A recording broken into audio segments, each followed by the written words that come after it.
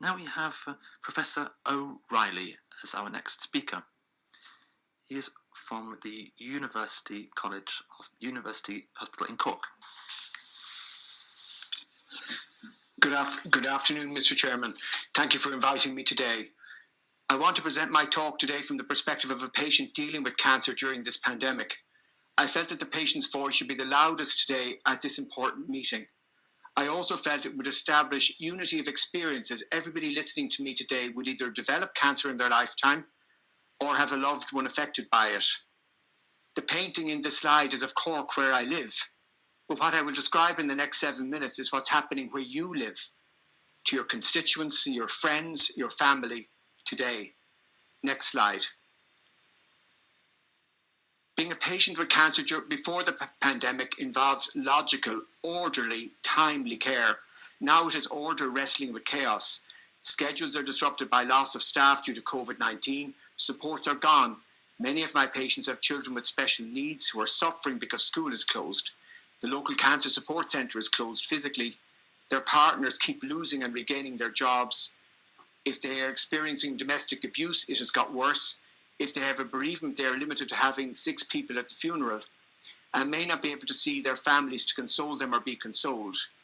If they have a relative dying in hospital, they may not be able to visit them because the hospice services are also juggling between patient safety and COVID exposure and humane patient care.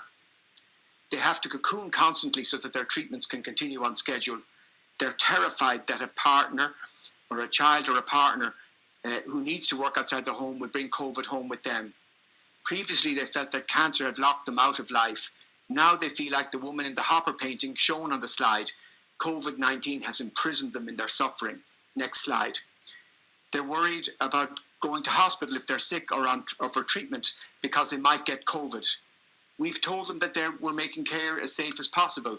The hospital infrastructure has changed. The Irish Army has helped move one of our units to the university to increase patient safety. The government has taken over private hospitals to increase capacity. We've reduced treatment visits and made clinics virtual. We've consulted widely and implemented ESMO and other guidelines to protect them.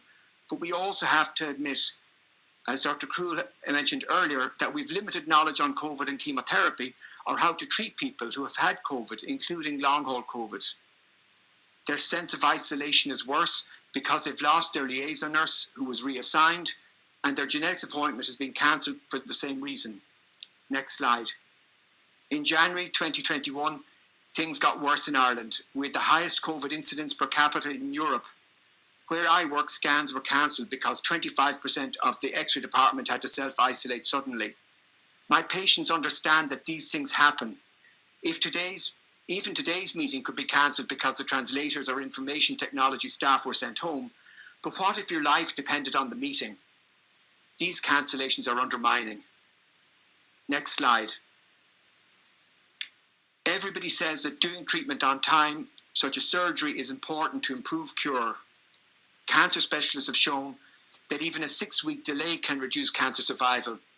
But this crisis is longer than that. Mammograms have been cancelled for over 6 months. Our systems emphasise early detection and treatment. COVID-19 has totally undermined that vision. Next slide.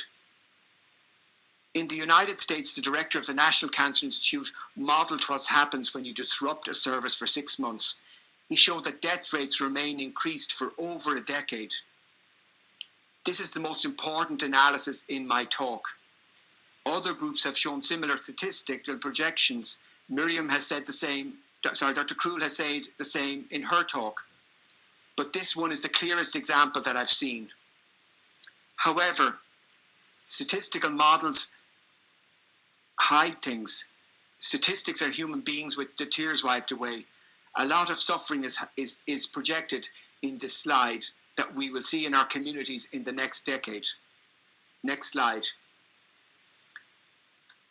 In Ireland, the media have said that over 2,000 cancers went undetected in the small COVID waves we experienced in Ireland last year. When will these cancers appear? The current third wave is much bigger than the smaller waves of last year. It will hide a lot of cancers. We tell our patients that cancer research is important, but trials have reduced by 40% last year in Ireland and the United States. It would seem to me that we should be doing more research at this time and not less. Before COVID, my patients emphasised to me that cancer is a lonely illness. Cancer is an island, Seamus. They know that cancer survival and mental health are linked. COVID-19 has closed their support networks and tripled their mental distress, increasing cancer mortality and lowering quality of survival. Next slide. Cancer screening is an accepted, established anti-cancer strategy. It is in the pillars of the European Beating Cancer Plan that was published yesterday. Compliance is usually very high in our country. However, only 1 in 5 women attended for cervical cancer screening visits last year. Patients were too scared to attend. When we stop screening, mortality quadruples. These hidden cancers will become evident in the years ahead. Next slide. My patients appreciate the sacrifice of healthcare workers. The appendix at this talk has testimonies of the sacrifices from healthcare workers that we have observed, but also the challenges for patients and their families. Please take time to read one. I'm conscious they're not in your home language, and I'm grateful for your patience in reading them. They know that they're worried about bringing COVID home with us, and some of us have died from it. Many of my co-workers have moved to the EU to train and work. They're scared that minority groups are more vulnerable to COVID. They hope that their sacrifices will be acknowledged when they apply for citizenship. I sincerely hope that they receive this acknowledgement. Next slide. I'm always worried that a patient or family member will contract COVID from me. I time clinic visits and ensure maximum physical separation. My patients know it's for their safety, but I can't help thinking that it is magnifying their sense of isolation. The pandemic has made me do things I don't want to do again, like praying for negative swabs so a patient doesn't die alone, or telling patients lying alone in bed that they are dying when I'm fully dressed in PPE. I can still see my patient's face dissolve in distress. What if you were that patient? I am glad that I am vaccinated for my patients and my family. My patients also want to be and can't understand why they're not prioritised. I can't either. Vaccination would release them from the prison that COVID has trapped them in. Next slide. Thank you for listening to me today. I hope I have demonstrated how inhuman a disease COVID is because it simultaneously causes illness and isolation. It is unique. It has disrupted cancer care and magnified suffering for our patients. It will increase cancer mortality in the EU for at least the next decade. Next slide. I'm conscious that you're not here to admire the problems that I've outlined, but to help find solutions to this issue.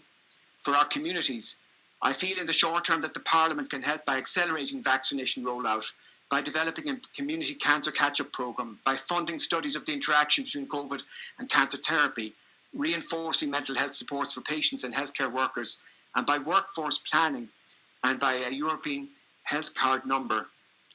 In the long term, we need to strengthen public health and help promotion to reduce the impact of future pandemics and cancer incidents in the community. Next slide. These are the articles that I mentioned in my talk. Next slide. Final slide. I would like to thank the patients and families in my community. I hope I have represented their voices. I'd like to thank my colleagues in the hospitals, Archives and Cancer Trials Ireland, and Mary and my family for their support during this very difficult year. Finally, I would like to thank you for making time to address this issue. Your work will impact on the lives of everybody on this slide. For that, I am grateful. Thank you very much. It was a very moving presentation.